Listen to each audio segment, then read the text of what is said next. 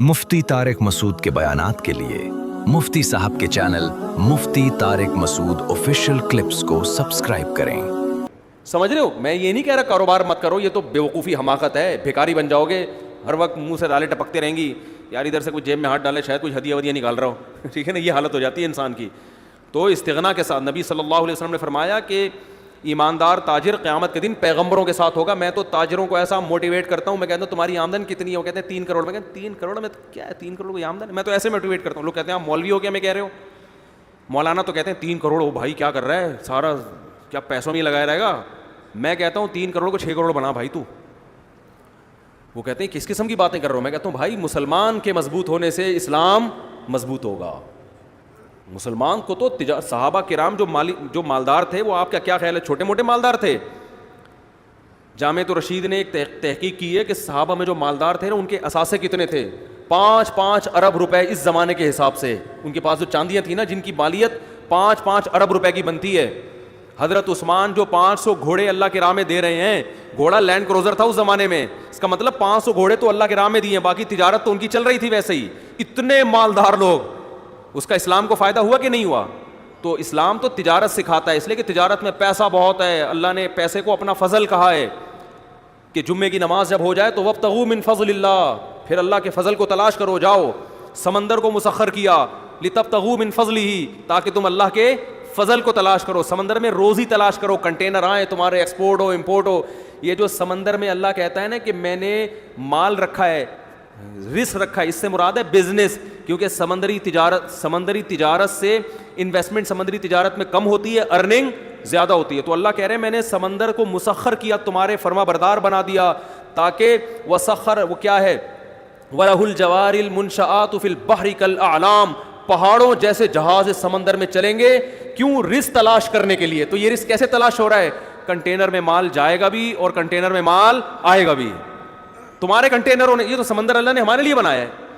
اور آپ یہاں گولے گنڈے کی دکان کھول کے بیٹھے ہوئے ہو کہ جب گولے گنڈے سے میرا گزارا ہو رہا ہے تو مجھے کنٹینر کی کیا ضرورت ہے؟ دیکھو گزارا کے لیے تو 2 وقت کی روٹی کافی ہے، شکر ادا کرنے کے لیے تو یہ ہے کہ جس کو 2 وقت کی روٹی بھی مل رہی ہے، ناشکری اس کے لیے جائز نہیں ہے۔ جب بھی وہ ملے بولے بھائی اللہ کا دیا میرے پاس بہت کچھ ہے، لیکن کمائے قوم کے لیے، مذہب کے لیے، اسلام کے لیے، اللہ کے لیے، کہ اوپر والا ہاتھ نیچے والے ہاتھ سے بہتر ہوتا ہے۔ جب آپ کے پاس دولت آئے گی، جائز طریقے سے، حلال طریقے سے آپ خرچ کرنے والے بنو گے، سر اٹھا کے جیو گے۔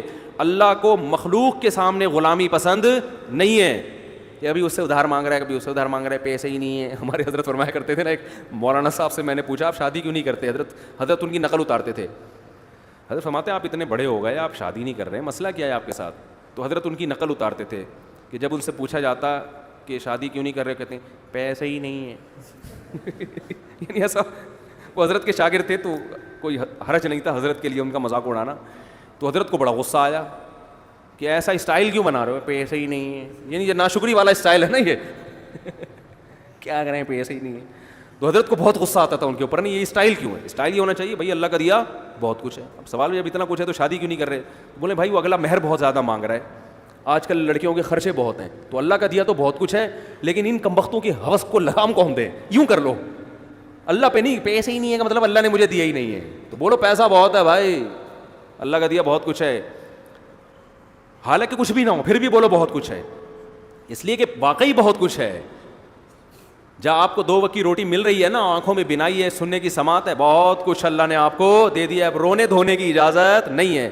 تو اب آپ کماؤ، زیادہ کماؤ، قوم کے لیے کماؤ، آپ مدرسوں میں خرچ کرو گے، بیوہ عورتوں پہ خرچ کرو گے، یتیموں کی، ایک یتیم کی کفالت، نبی نے کیا فرمایا کہ جس نے یتیم کی کفالت کی جنت میں میرے ساتھ ایسے ہوگا۔ ذهب اہل الدثور بالاجور، صحابہ نبی کے پاس آئے، یا رسول اللہ مالدار لوگ تو اجر میں بڑھ گئے، جتنی نمازیں ہم پڑھتے ہیں وہ بھی پڑھتے ہیں، لیکن صدقات و خیرات تو وہ ہم سے زیادہ کر رہے ہیں۔ اب غریب آدمی احساس کمتری میں جاتا ہے، تو وہ یہ سوچ کے شکر ادا کرے کہ اللہ نے آپ کو دولت نہ دے کے بہت سے فتنوں سے بچا لیا، کیونکہ دولت آنے کے بعد اجر میں آگے کم بڑھنے لوگ، نیکیوں میں کم بڑھتے ہیں، گناہوں میں بڑھنے والے زیادہ ہیں۔ تو اللہ نے آپ کو اس آزمائش سے بچا لیا، آپ کا حساب بھی ہلکا پھلکا، قیامت میں اللہ پیسوں کا حساب مانگے گا، آپ بولو گے جیب نکال کے دو گے اللہ میاں کو، بولو گے پیسے ہی نہیں ہے، کس چیز کا حساب لے رہے ہیں؟ اللہ صبح ایک انڈا بمشکل کھا لیا کرتے تھے, وہ بھی بیگم کی صلواتیں سن کے, تو وہ ویسے ہی گناہ اس کے غریب کے معاف ہو چکے ہوں گے. بیگم نے اتنی سنائی ہوگی, اس کا سر گنجا کر دیا ہوگا, کم بخت جب دھیلا نہیں ہے تو مجھ سے شادی کیوں کی تھی. تو وہ غریب تو ویسے ہی لپٹا لپٹایا کہاں جائے گا جنت میں. تو مالدار کی آزمائش زیادہ ہے. تو جو آزمائش اللہ کی طرف سے ہو وہ تو ٹھیک ہے, اپنی حماقتوں سے جو آزمائش ہوتی ہے پھر وہ صحیح نہیں ہوتی.